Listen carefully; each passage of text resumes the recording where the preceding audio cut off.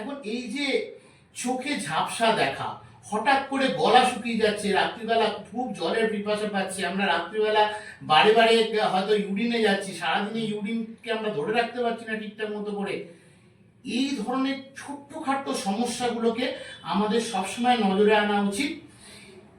তাহলেই আমরা বুঝতে পারবো হ্যাঁ এইবার আমাদের সুগার পরীক্ষা করা এই সময় থেকেই শুরু হবে, এবং আমরা ফাস্টিং ব্লাড সুগারটাকে এবং পিপি ব্লাড সুগারটাকে প্রথমে চেক করব এবং খেয়াল রাখবো সাধারণত এটা 100 থেকে 126-এর মধ্যে যেন থাকে।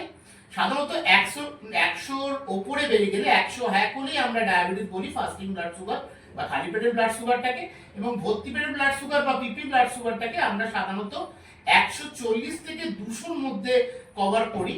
তবে 141 হলেই কিন্তু ডায়াবেটিস।